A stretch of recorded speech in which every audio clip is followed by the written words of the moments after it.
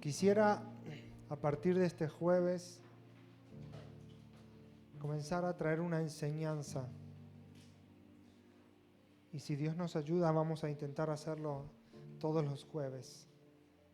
Porque quiero presentarles a una persona. Y cuando digo quiero presentarles a una persona, no es que ustedes no lo conozcan, sino que quiero que lo podamos conocer en la profundidad que Él merece ser reconocido.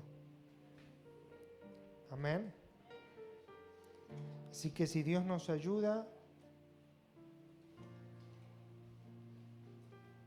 vamos a aprender sobre nuestro amado Espíritu Santo.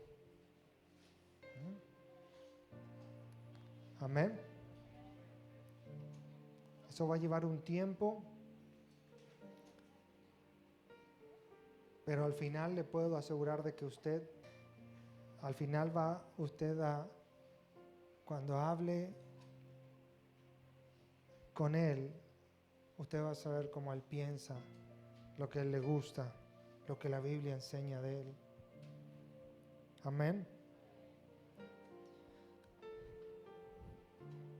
Abra por favor su Biblia en 1 Corintios capítulo 3, versículo 16. Les voy a alentar de que cada vez que vengan traigan sus cuadernos, sus lapiceras, su Biblia de carne y hueso, para que usted pueda tomar nota. Van a haber muchos versos, muchos versículos de la Biblia. Y después usted en su casa va a ir,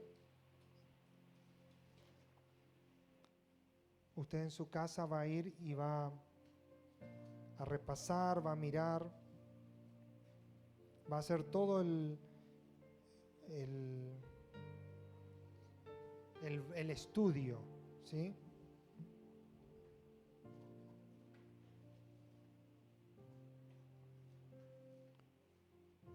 Primera de Corintios capítulo 3 versículo 16 dice: ¿no sabéis que sois templo de Dios y que el Espíritu de Dios mora en vosotros?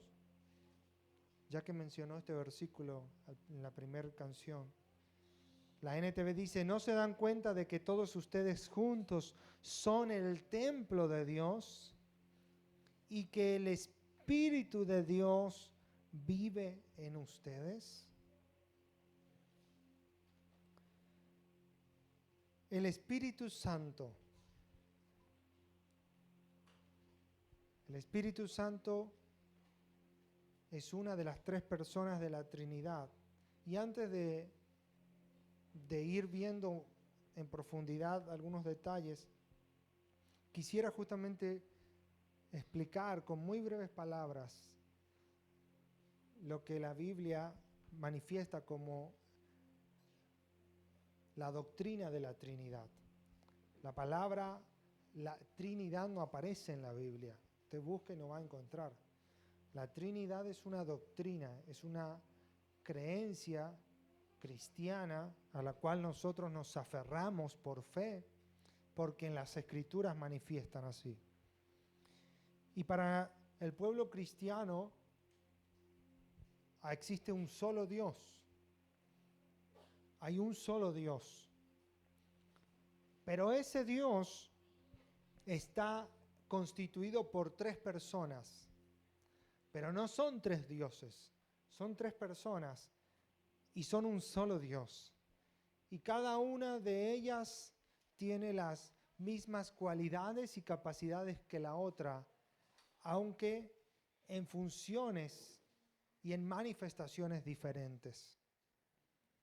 No quiero ser muy engorroso porque la doctrina de la Trinidad no es un concepto que uno lo pueda aprender tan sencilla y fácilmente.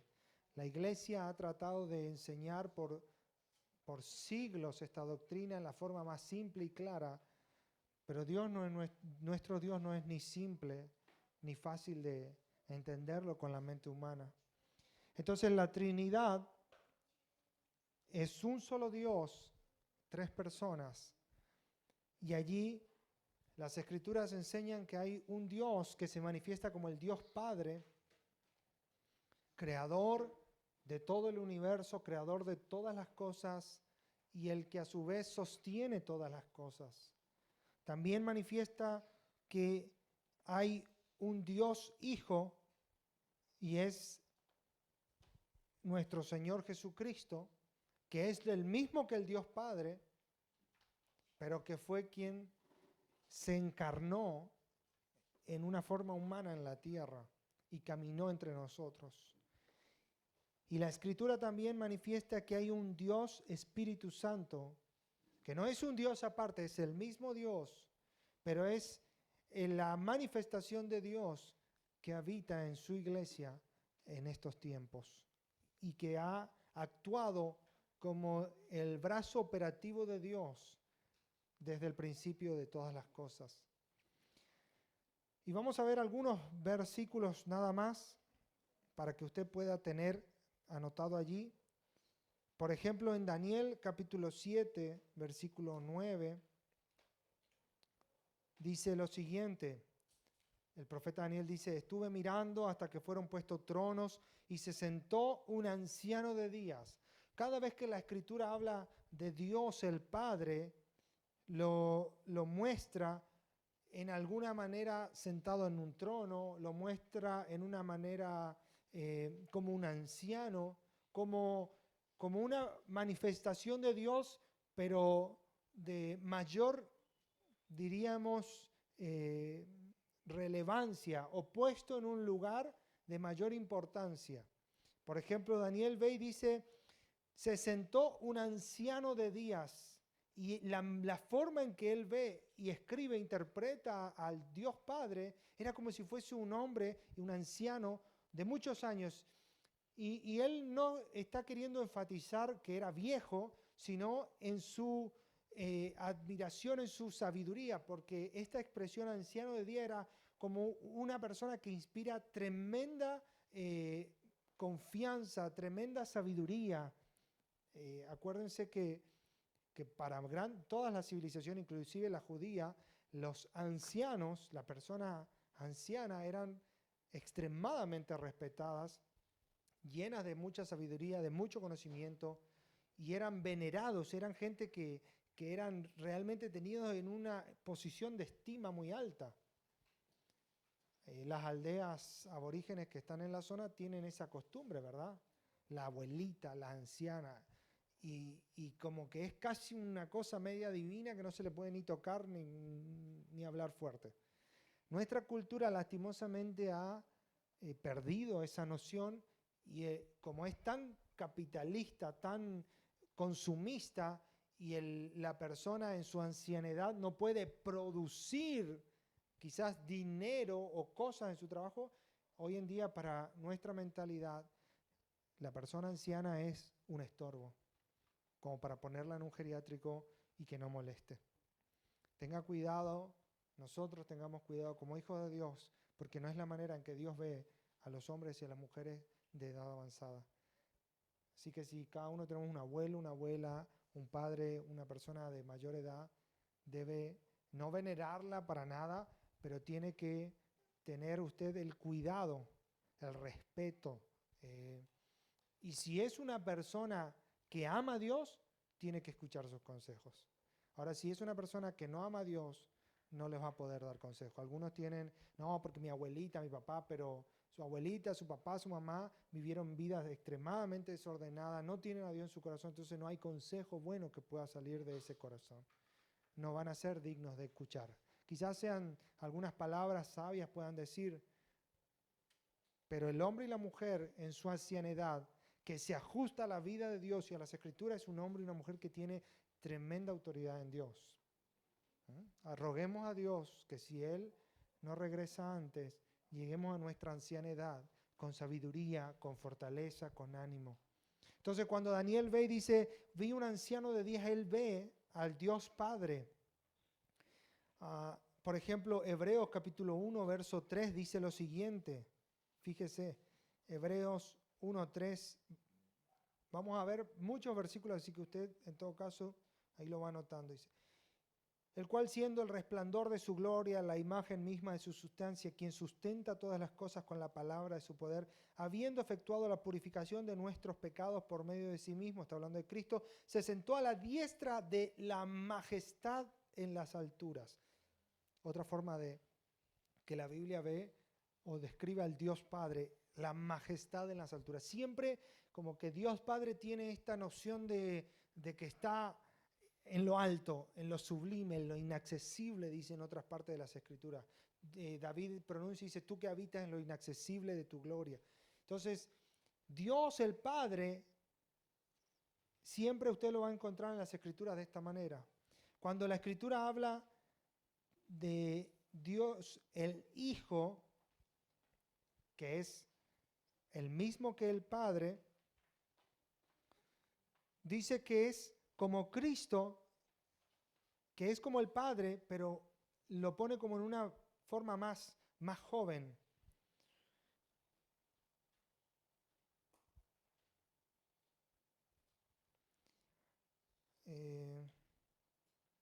Juan 14:9, búsquelo por favor.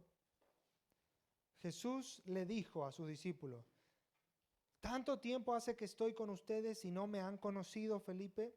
El que me ha visto a mí, ha visto al Padre. ¿Cómo pues tú dices, muéstranos al Padre? Dios el Padre no tiene, es un espíritu, no tiene cuerpo físico, pero Jesús dice, el que me vio a mí, también vio al Padre. Jesús habitó en la tierra, caminó en medio de la tierra con los hombres, murió, y dice que resucita con un cuerpo, pero ahora un cuerpo glorificado que ya no puede ser destruido más por el pecado. Y con ese cuerpo asciende a los cielos y la Escritura nos enseña que se sienta a la derecha de Dios el Padre. Entonces, la Escritura empieza a decir, es un solo Dios, pero manifestado en tres personas.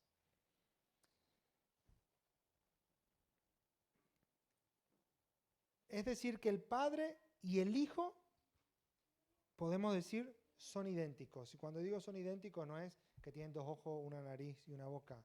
Son idénticos en poder, son idénticos en gloria, en cualidades, en autoridad, en santidad. Son idénticos en amor, tienen las mismas características. Ahora, veamos a la tercera persona, que es de quien vamos a intentar ocuparnos en este tiempo. Juan capítulo 15, versículo 26. Juan capítulo 15, versículo 26. Pero cuando venga el Consolador, y está allí con mayúscula, la palabra griega es parakletos, a quien yo les enviaré del Padre, este Consolador, este ayudador que Jesús se prometía cuando Él caminaba en la tierra, dice, yo les voy a enviar y va a venir del Padre, de Dios mismo, y dice, el Espíritu de verdad, y tiene una palabra escrita con mayúscula, Espíritu está con mayúscula. La Escritura, la Reina Valera y creo que todas las traducciones, cuando la referencia hace al Espíritu Santo o al Espíritu de Dios, siempre pone con mayúscula. Y cuando la referencia de espíritu es hacia el espíritu del hombre o un espíritu maligno, lo pone con minúscula para que el lector rápidamente lo diferencie. ¿Sí? ¿Vamos entendiendo hasta ahí? ¿Sí? Dice que este espíritu va a venir de Dios y es un espíritu de verdad, el cual procede del Padre. Viene de Dios. Jesús lo afirma y dice, viene de Él. No es una cosa, un ente que está dando vuelta por ahí en la galaxia y lo va a venir. Viene de Dios. Es el Espíritu de verdad, el Espíritu mismo de Dios. Y Él dará testimonio, dice, Él va a dar testimonio de mí. Cada vez que la Escritura se refiere al Espíritu Santo no se refiere como una cosa, sino que se refiere a Él como una persona. Entonces, lo primero que hay que dejar en claro es que el Espíritu Santo no es una cosa, una sensación, un cosquilleo en el brazo. El Espíritu Santo no es un zapateo, un delirio así que me agarra la chiripior que yo no lo puedo controlar. El Espíritu Santo, primero que todo, es una persona. ¿Sí? ¿Está claro eso? Es alguien. La Escritura nunca, haciendo referencia al Espíritu Santo, dice eso, como yo podría decir eso por una mesa, por una silla. Siempre habla de Él y lo habla inclusive en género masculino. Toda la deidad, es decir, Dios Padre, Dios Hijo y Dios Espíritu Santo está en género masculino. Tanto en el hebreo y en el griego, es el género que usan es el género masculino. Por eso Jesús cuando viene a la tierra se encarna en un hombre y no en una mujer. Eso no hace que los hombres sean mejores y las mujeres peores, no tiene nada que ver con eso. Pero es la forma en la que Dios decide presentarse y darse a conocer. Entonces el Espíritu Santo, primero que todo, es una persona. Busque, por favor, Juan capítulo 14, verso 16. Juan habla mucho de esto.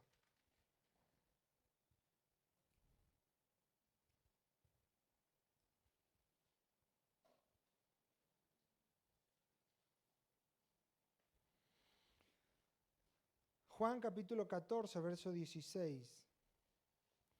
Dice, y yo rogaré al Padre, eso está hablando Jesús,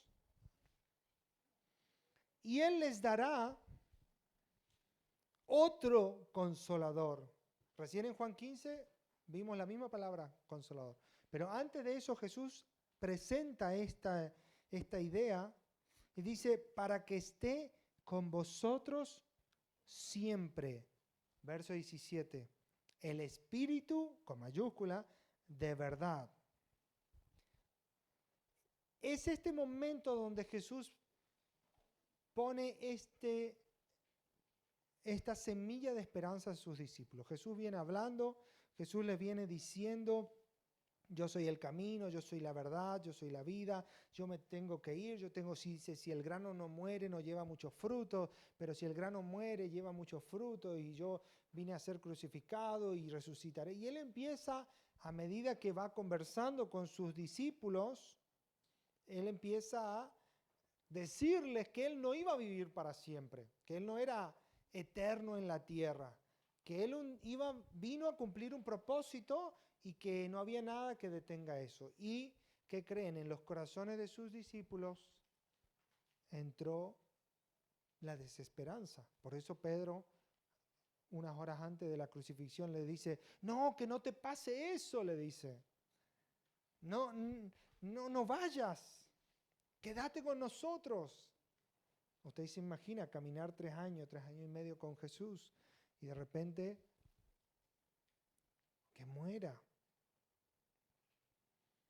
La angustia era una tentación muy grande para ese grupo de personas que estaban creciendo en conocer a Cristo. Entonces Jesús les dice, yo soy un consolador, yo les consuelo, yo soy un paracleto, yo soy un ayudador, yo soy un abogado que defiende, porque eso era Jesús. Faltaba comida, Él multiplicaba. Faltaba el vino, Él multiplicaba. Había tormenta, Él calmaba la tormenta. Venía una dificultad, un endemoniado, un enfermo, Él estaba actuando. Entonces Jesús le dice, yo voy a pedir al Padre, yo voy a rogar y les dará otro consolador. Y esa palabra otro en griego es otro de mi misma esencia, otro igual a mí, otro idéntico. Vieron que, por ejemplo, una de las garantías de cuando usted compra algún producto es si viene fallado, usted viene con el producto y nosotros le damos otro igual, ¿no es cierto?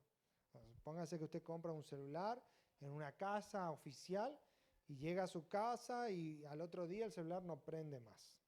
Entonces, eso está en garantía, una licuadora o lo que sea, y usted lleva Y en la casa miran y dice, bueno, me quedo con esto, toma otro, es igual a este. Es el mismo, pero funciona. Entonces la idea de Jesús era, yo me voy a ir, pero va a venir otro que es igual que yo. Misma esencia. Yo vine de Dios, Él también va a venir de Dios. Mismo poder, mismas cualidades, misma personalidad. El que les voy a enviar es otro yo, es el mismo. No varía, no cambia, no es menos, no es más, no es diferente. Soy yo mismo, pero viniendo en otra manifestación. Y le dice, yo rogaré al Padre y les dará otro consolador. Y ahí agrega, pero este consolador va a estar con ustedes siempre. Jesús le está diciendo, yo no puedo estar con ustedes siempre. Este que va a venir va a estar siempre. Y él aclara y dice, el Espíritu de verdad.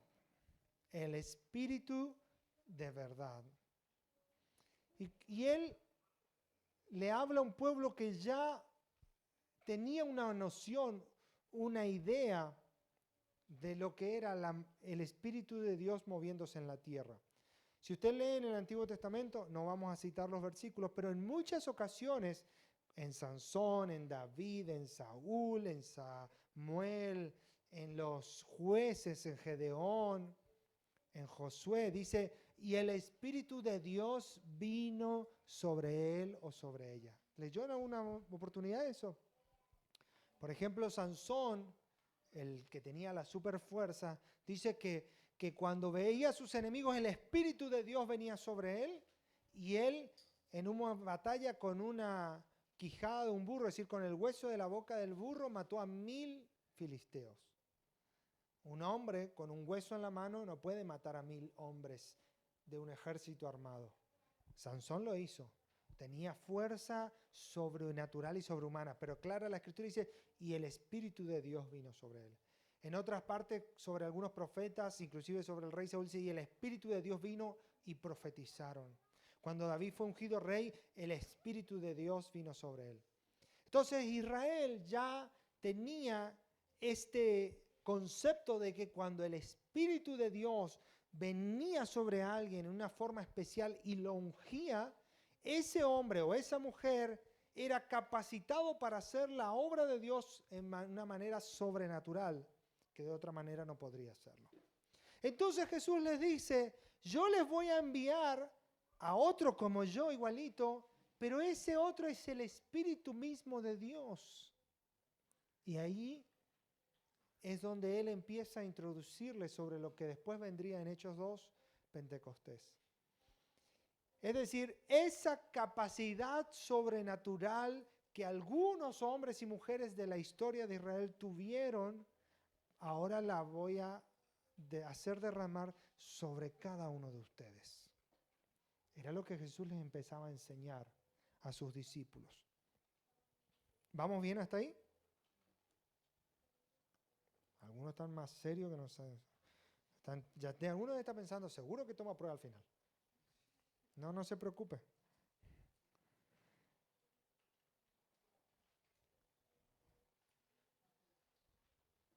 Juan capítulo 16, verso 7.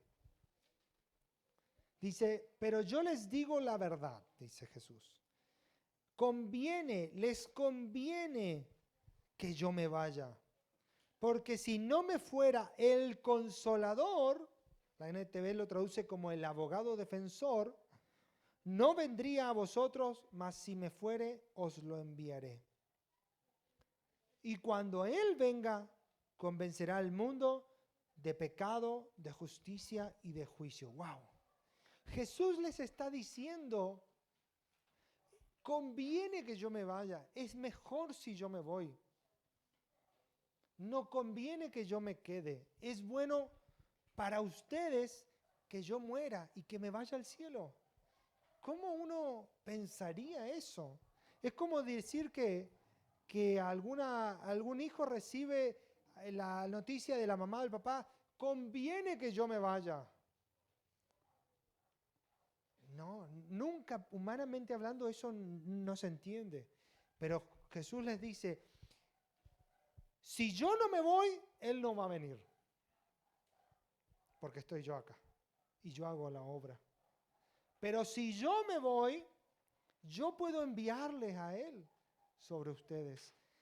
Y cuando Él venga sobre ustedes, cosa que sucedió en Pentecostés, Él va a convencer al mundo a través de ustedes de pecado, de justicia y de juicio. Y dice, Jesús aclara y dice en el verso 9, 10 y 11, de pecado por cuanto no creen en mí, de justicia porque voy al Padre y no me verán más, y de juicio por cuanto el príncipe de este mundo, haciendo referencia a Satanás, ha sido ya juzgado.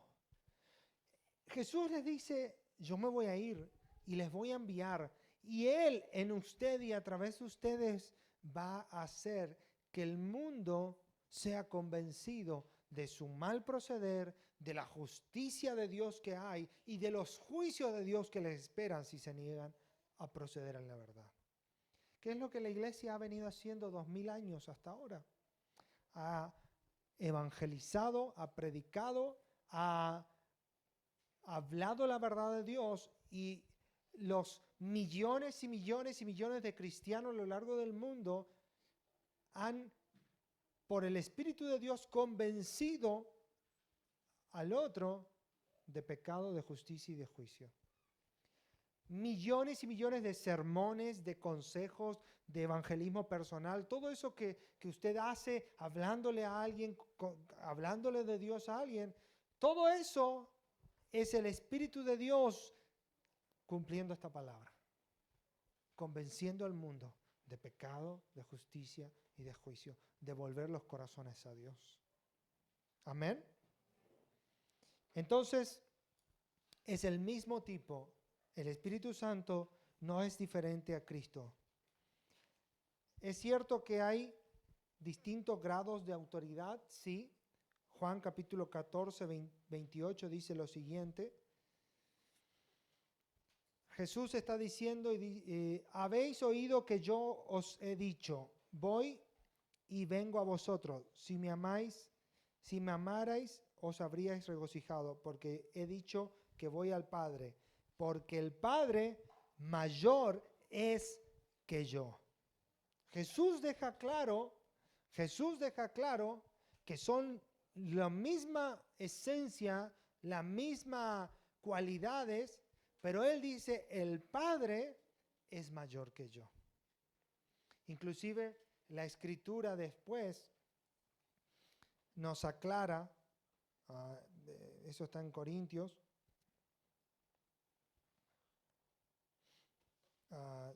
si lo quieren después buscar, a ver, 15:28, 1 Corintios 15:28, Jesús aclara que Él que es dueño de todo,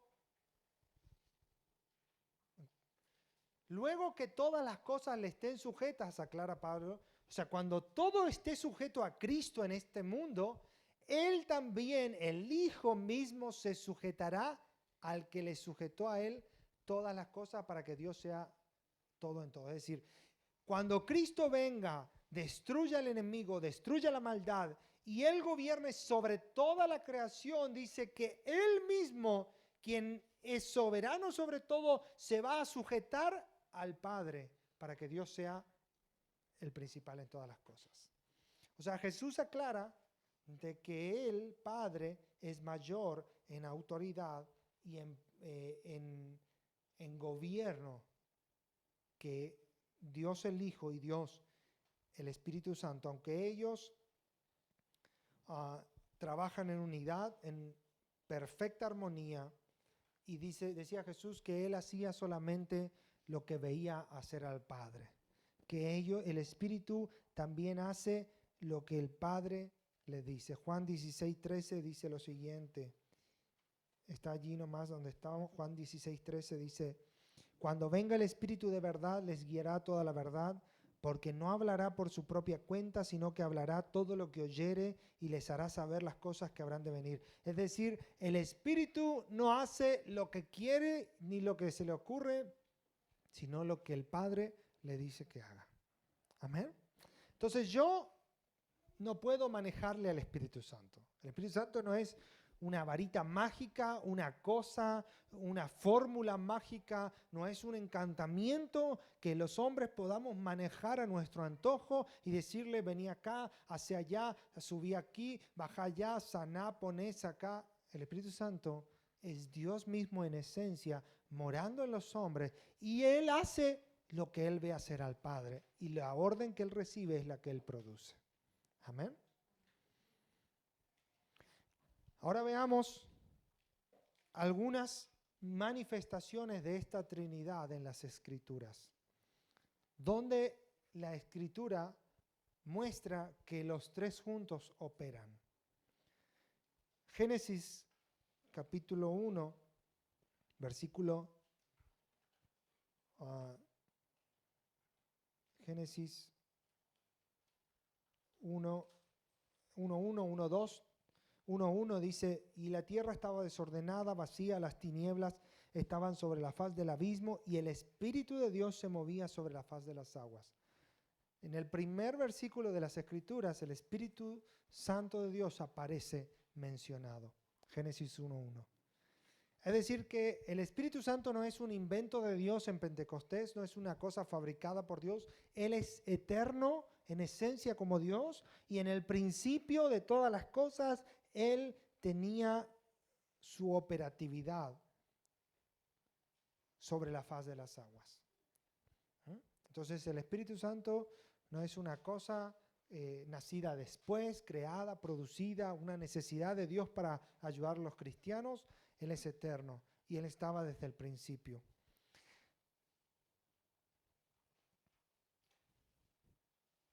Génesis 1:26, unos versículos más abajo. Entonces dijo Dios, hagamos al hombre a nuestra imagen conforme a nuestra semejanza. Hagamos al hombre conforme a nuestra imagen, conforme a nuestra semejanza.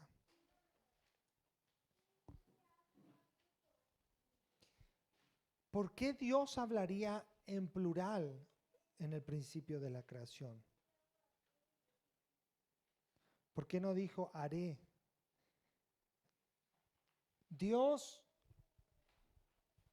empieza a manifestar que Él no era uno que trabajaba solo, sino que Él tenía a Dios el Hijo y a Dios el Espíritu Santo como parte de su equipo de trabajo. Entonces Él dice, hagamos al hombre conforme a nuestra imagen, conforme a nuestra semejanza.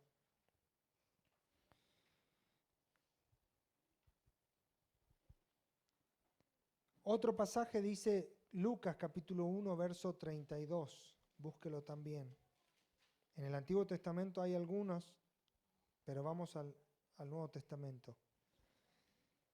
En este episodio, María recibe el anunciamiento de que iban a ser el Mesías tan anhelado, y está María en un diálogo con el ángel Gabriel, quien viene a darle el anuncio, y en el verso 32 dice, por Jesús, en el 31 dice, llamará su nombre Jesús, 32 dice, será grande y será llamado Hijo del Altísimo.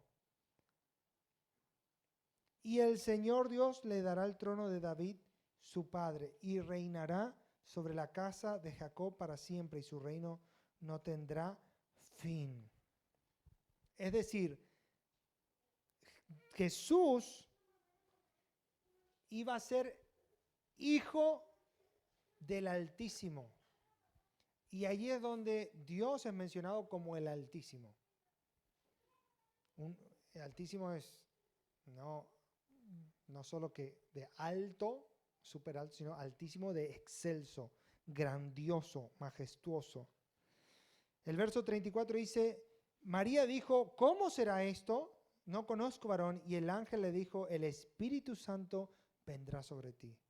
Es decir, en un diálogo del ángel a María aparece Dios el Padre mencionado como el Altísimo, aparece Dios el Hijo como Jesús y aparece el Espíritu Santo como aquel que pone la vida de Dios en María para que pueda Jesús encarnarse en su forma humana.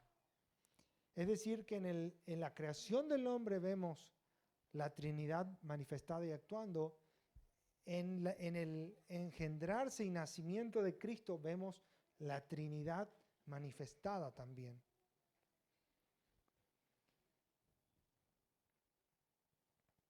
Cuando Jesús se bautiza, Mateo capítulo 3, versículo 16, búsquelo allí. Mateo 3:16 dice, y Jesús, después que fue bautizado, subió luego del agua, y aquí los cielos le fueron abiertos, y vio al Espíritu de Dios que descendía como paloma y venía sobre él. Verso 17, y hubo una voz de los cielos que decía, este es mi Hijo amado, en quien tengo complacencia. Yo soy el Padre que hablo de mi Hijo. Yo soy el Padre que hablo del Hijo que me da gran gozo, me da gran placer. En el bautismo de Jesús vuelven a aparecer las tres personas en una acción. Jesús, el Hijo bautizándose, el Espíritu Santo de Dios descendiendo y dice que se veía como una paloma, y la voz del cielo, Dios mismo hablando, diciendo, este es mi Hijo. La Trinidad nuevamente operando y manifestándose. El bautismo es una cosa, no es un mero dogma o un mero chapuzón. El bautismo es un momento sagrado, tremendo, y tiene que ser, es un paso hecho con absoluto compromiso y seriedad, porque en el ejercicio del bautismo, las tres personas aparecen y están conjugadas allí. Jesús, hasta ese momento, en su engendrar y entre que fue engendrado y el bautismo, no se había dado esta conjugación de las tres personas. Pero en el bautismo Él dice que el Espíritu Santo de Dios descendió. Cuando un hijo, una hija de Dios, un cristiano, o sea, un hombre o una mujer que decide bautizarse, lo hace porque cree y a conciencia, es un hombre o una mujer que en ese momento hay un movimiento espiritual tremendo. El Espíritu de Dios sellando el corazón de esa persona, poniendo el sello diciendo, este es mío. Dios el Padre gozándose y el Hijo también presente para ser el agente de resurrección sobre aquel hombre, aquella mujer que estaba muerto en pecado y ahora tiene vida espiritual.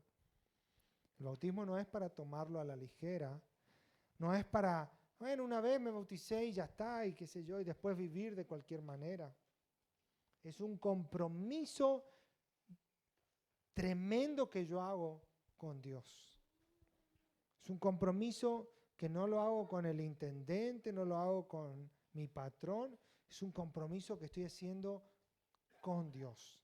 Por eso en las aguas del bautismo decimos, dejo el mundo para seguir a Cristo, pues verdaderamente debo comprometerme a dejar el mundo. Creo, no sé, creo que todos acá, o casi todos al menos, hemos sido bautizados. Pues déjame decirte que el mundo que has dejado no puedes volver. Si enseñáramos lo que Pablo dice en Hebreos y en otros pasajes, dice, los que se vuelven y pisotean la sangre, ya no tienen Porque si menospreciaron la sangre que una vez le fue producto de salvación, ¿cómo podrán ahora volver a ser reinjertados? Dice. Entonces, un hombre o una mujer no solo tiene que abrazar la fe y pensar y reaccionar y tomar el compromiso serio para bautizarse, sino que el mismo compromiso tiene que tener para vivir la vida cristiana después. No es, sí, yo una vez me bauticé, fui a la iglesia, después me peleé con alguno y ya no quise ir más. Cuidado, cuidado. No es un chapuzón nomás que un día nos dimos. ¿Hay gente que se ha dado chapuzones? Sí. ¿Que no ha habido nada de verdad en su bautismo? Sí. Porque ni creían y lo hicieron porque el resto le insistió, porque uno le insistió, porque otro, su amigo se bautizó, entonces también se quería bautizar. Hay gente que lo hizo sin sentido, sí. Pero usted y yo que hemos hecho con un compromiso delante de Dios, honremos ese compromiso. Honremos ese compromiso. Amén. Aparecen entonces en el bautismo, aparece el Padre, el Hijo y el Espíritu Santo. Mateo capítulo 28, verso 19. Tenemos otra referencia.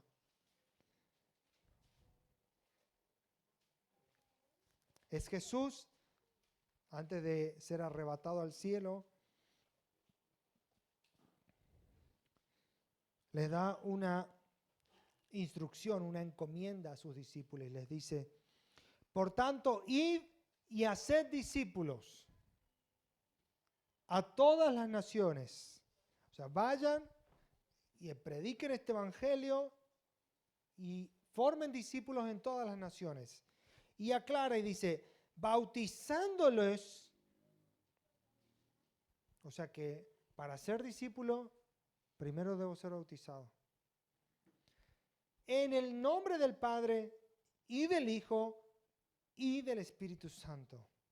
Y enseñándoles que guarden todas las cosas que les he mandado. He aquí yo estoy con vosotros todos los días hasta el fin del mundo. Ahí hay mucho para enseñar sobre el discipulado, pero vamos a concentrarnos en esto. Bautícenle en este nombre, en el nombre del Padre, del Hijo y del Espíritu Santo. Pablo en un momento tiene un encuentro con un grupo de creyentes recién convertidos y les pregunta, ¿usted en nombre de quién o el bautismo de quién recibieron? Y ellos le dicen, hemos recibido el bautismo de Juan. Habían escuchado la predicación de Juan. Juan no hablaba del Hijo ni del Espíritu Santo. Y dice, y Pablo les enseña sobre la muerte y resurrección de Jesús, sobre la obra salvadora de Jesús, les enseña de la vida del Espíritu Santo y los vuelve a bautizar, ahora sí en el nombre del Padre, del Hijo y del Espíritu Santo. El verdadero bautismo, el bautismo bíblico, es el bautismo que se hace en el nombre del Padre, en el nombre del Hijo y en el nombre del Espíritu Santo. Cuando ustedes se bautizaron, no sé, en esta congregación o en alguna otra, seguramente quien les hizo, quien ofició el bautismo, dijo, te bautizo en el nombre del Padre, del Hijo y del Espíritu Santo.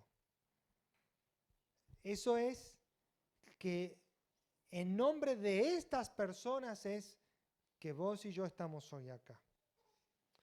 ¿Hay otras religiones que bautizan solo en el nombre de Jesús? Pues eso es un error doctrinal. Hay otros que se bautizan por los muertos, o sea, por el que murió. Yo me bautizo en lugar del que murió porque el que murió no era bautizado. Entonces eso no tiene nada que ver con la Biblia. Totalmente errado. El bautismo verdaderamente es el bautismo que se hace en el nombre del Padre, del Hijo y del Espíritu Santo. Y debe ser hecho, como les hemos enseñado algunas veces ya, por inmersión. ¿Qué significa eso?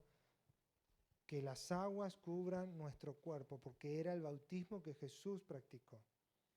La Iglesia Católica Apostólica Romana desvirtuó esto y hoy ellos bautizan por aspersión, es decir, vertiendo o chorreando agua sobre la cabeza de la persona.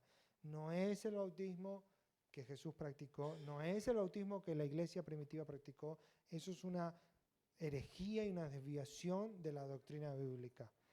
No solo la Iglesia Católica Apostólica Romana, la Iglesia Ortodoxa Rusa también lo hace, la Iglesia Católica Griega también lo hace.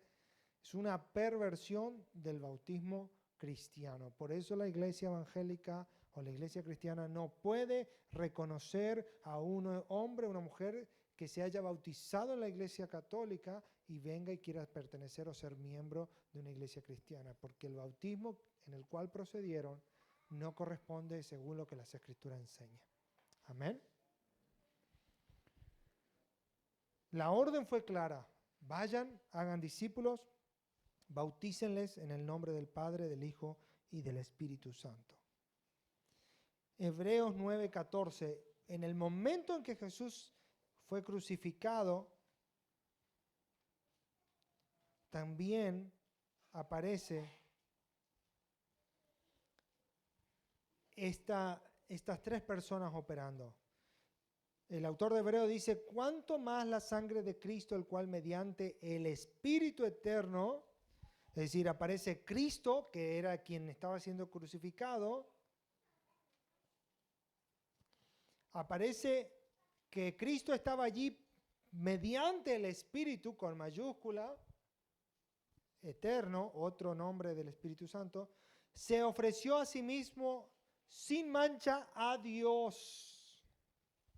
Las tres personas. Cristo estaba siendo sobrenaturalmente sostenido por el Espíritu Santo para presentarse a Dios como una ofrenda. En el momento en que la crucifixión se lleva a cabo, también podemos ver que la Trinidad estaba operando y estaba activa para que todo lo que tenía que suceder, suceda. Amén. Romanos capítulo 6, versículo 4, dice lo siguiente.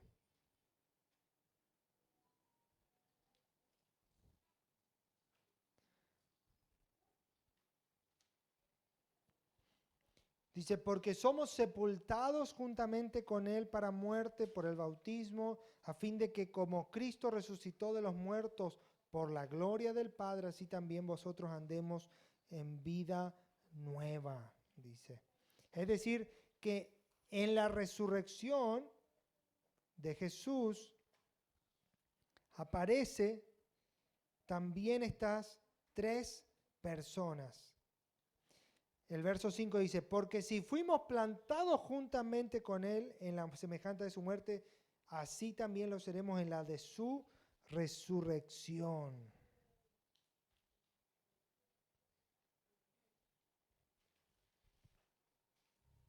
Es decir, que el mismo Espíritu Santo era el que estaba dándole el poder a Cristo para poder operar en la resurrección. Y es la promesa, Dios el Padre, Cristo el Hijo y el Espíritu Santo operarán para que en el final de los tiempos los que mueren, los que han muerto con Cristo, resuciten en cuerpos glorificados.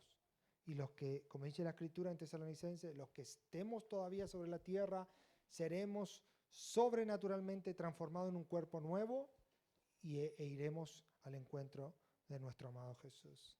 El Espíritu Santo es un agente activo desde el principio de la creación hasta nuestros días y aún mucho más en el final de los tiempos. Hechos 7:55, allí aparece Esteban,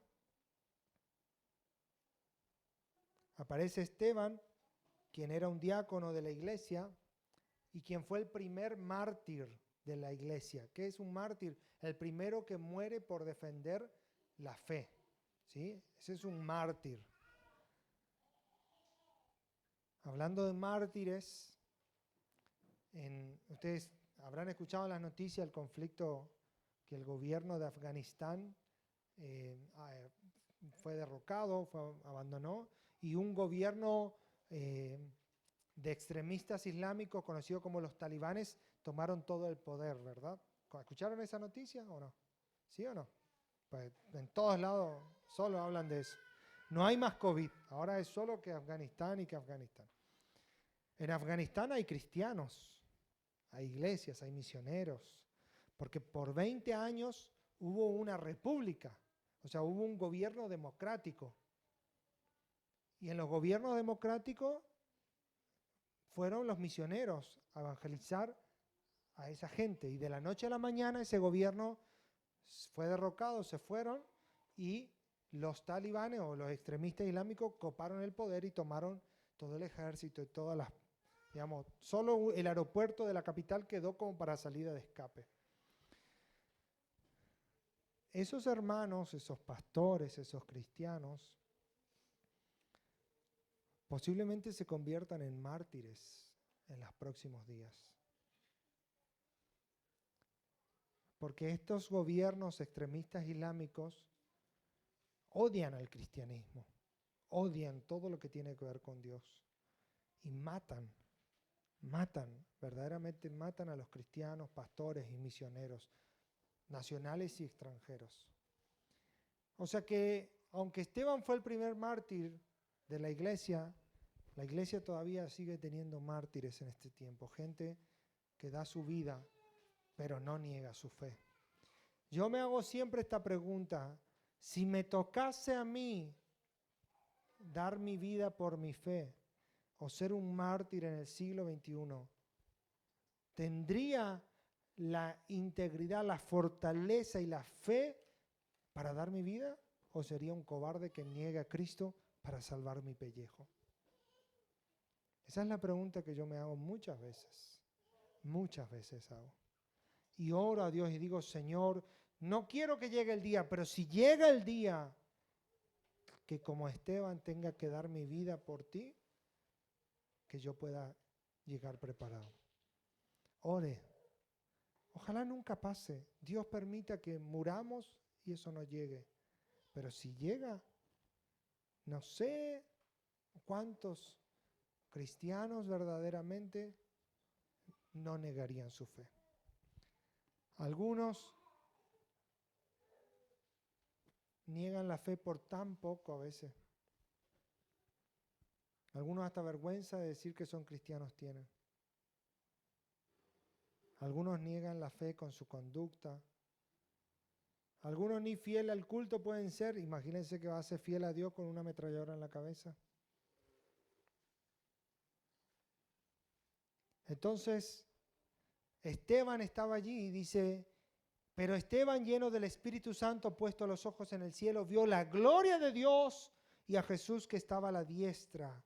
Y dijo: he aquí veo los cielos abiertos y al Hijo del Hombre. Cuando habla del Hijo del Hombre está hablando, es una expresión para referirse al Hijo de Dios o a Cristo, que está a la diestra de Dios. Y allí aparece que Esteban estaba lleno del Espíritu Santo, que vio la gloria de Dios y separado, pero así como a la derecha, vio a Jesús a la derecha de Dios. Nuevamente la Trinidad haciendo su operación y fortaleciendo a Esteban. Esteban, lea después ese capítulo, murió apedreado por sus propios paisanos, por judíos que eran como él. Y para poder él soportar y no en esos últimos segundos de vida, no claudicar y no negar, Dios le abre los cielos y le permite ver a dónde él iba. Y dice: yo veo los cielos abiertos y al Hijo del Hombre, es decir, a Jesús, el que ustedes mataron hace un tiempo, sentado a la derecha de Dios. Y esa visión de Esteban mirando hacia el cielo, recibiendo las piedras sobre su cara, sobre su espalda, sobre su cabeza, entregando su vida. Esteban murió, posiblemente minutos más, minutos menos, murió allí. Pero su espíritu y su alma despertaron en la eternidad con Cristo. ¡Qué tremendo! ¡Qué tremendo! Dios verdaderamente nos ayude si un día somos puestos a prueba a no negar nuestra fe. Hoy muchos ya niegan su fe. Hoy, bueno, hay muchas maneras de hacerlo, pero que podamos predicar y hablar un evangelio de verdad. Apocalipsis capítulo 5, verso 6 dice lo siguiente. Y miré y vi en medio del trono y de los 4 seres vivientes y en medio de los ancianos estaba en pie un cordero como inmolado, un cordero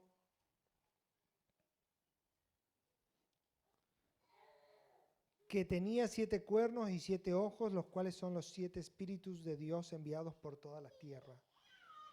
Juan mira esta visión y ve a Dios, ve a Jesús como forma de cordero que ha sido sacrificado y ve al Espíritu de Dios como si fuesen 7 espíritus que se mueven sobre la tierra.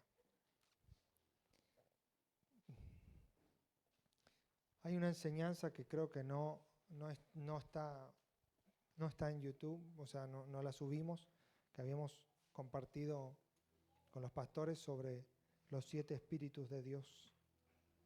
Algún día, si Dios me permite, enseñaremos acá. Eso está en Isaías: espíritu de Dios, espíritu de Jehová, espíritu de sabiduría, espíritu del temor del Señor, espíritu de conocimiento. Pero allí ve Juan y ve también la Trinidad.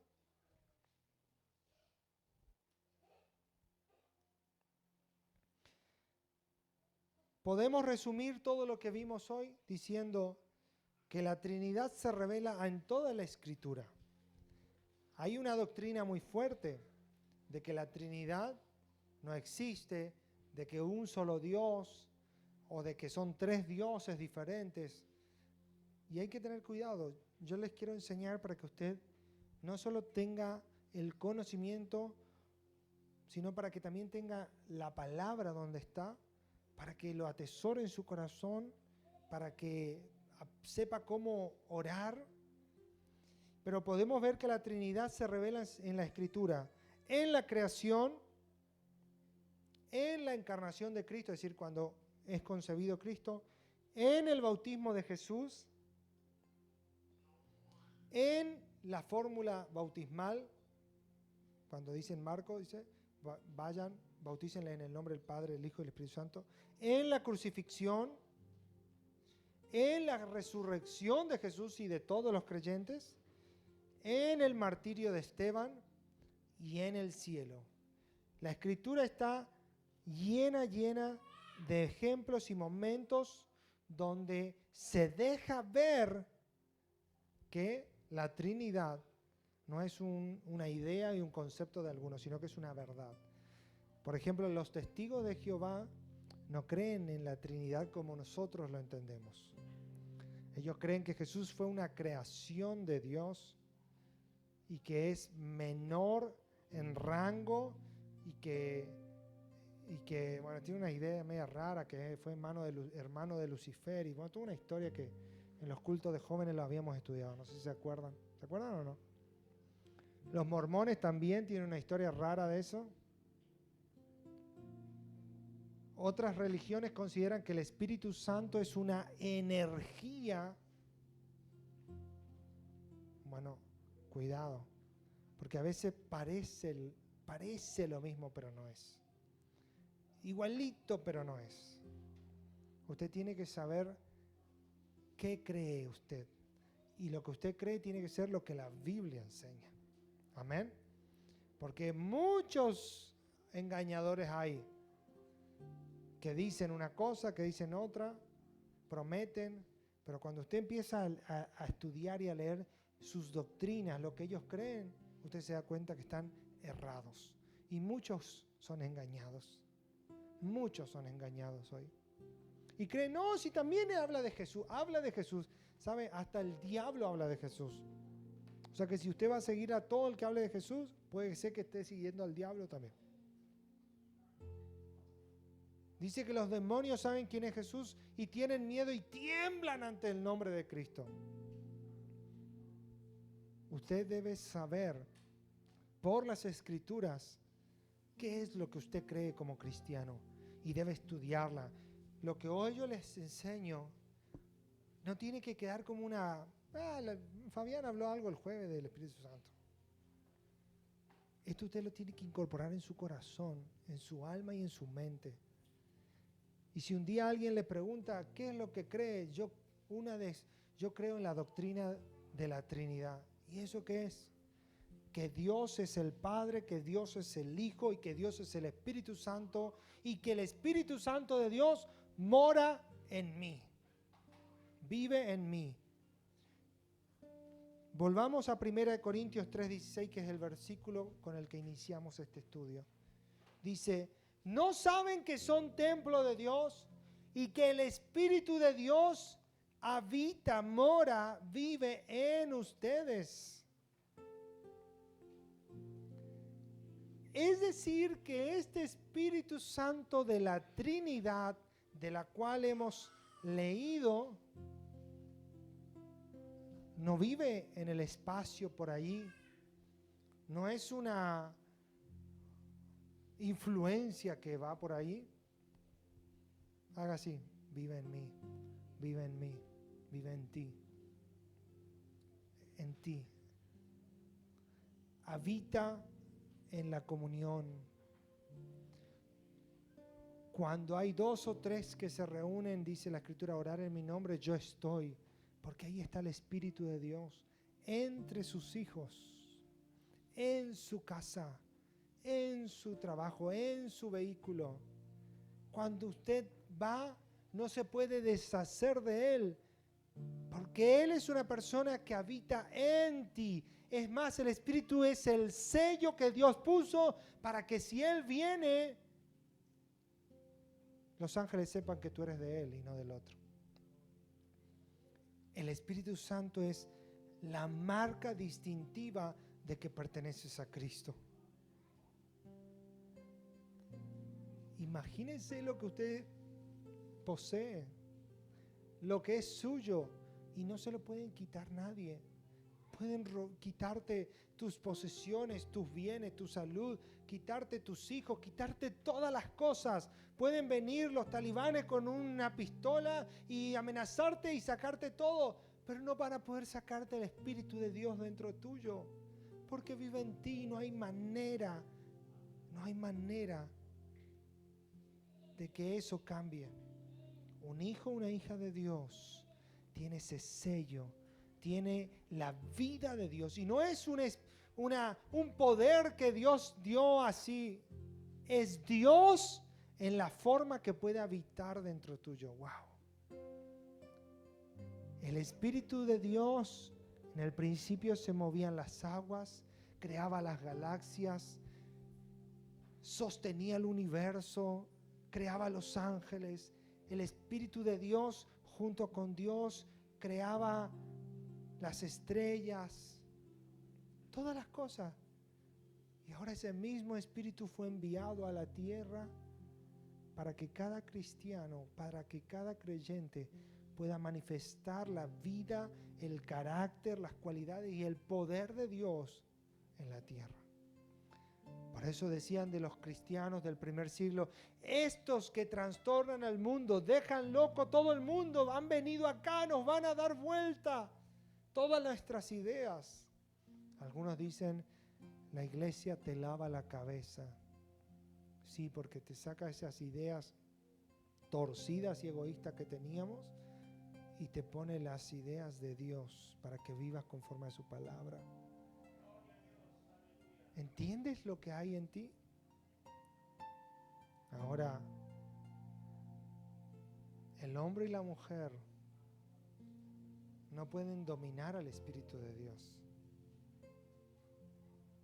No es, yo tengo el Espíritu de Dios, ahora sí que voy a hacer desastre, voy a acá, voy a hacer.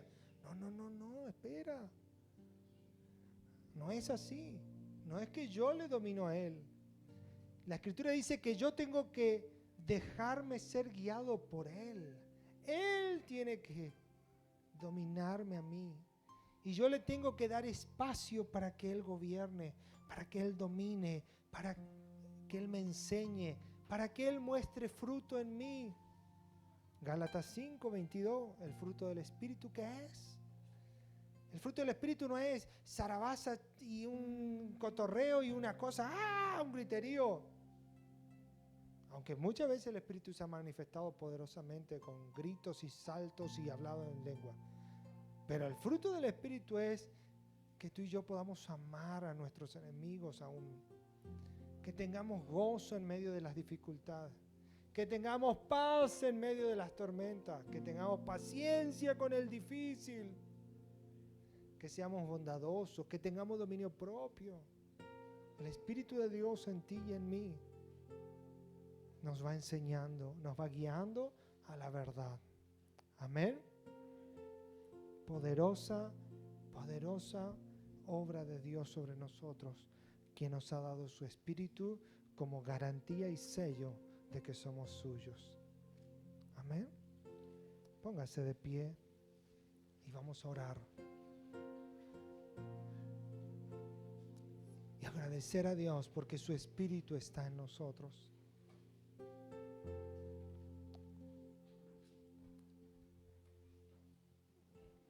Si Dios permite, vamos a ir enseñando cómo Él fue presentado en las Escrituras, cuáles son sus características, cuál es su cualidad, cómo Él opera. Es una persona maravillosa. Espíritu Santo, tú eres tan bueno. Tú eres nuestro consolador, tú eres nuestro director, tú eres quien preparas a la iglesia para el encuentro con el amado. Oh Espíritu, queremos conocerte.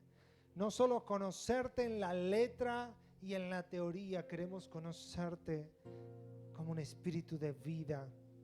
Queremos conocerte en relacionarnos, en tener comunión, en amarte y en poder sentirte, en poder oír tu voz, en poder escucharte, en poder seguir tus instrucciones, en poder dejarnos ser guiados por ti.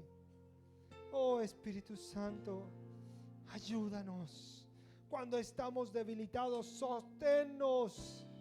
Cuando estamos en angustias, líbranos. Cuando estamos afligidos, consuélanos.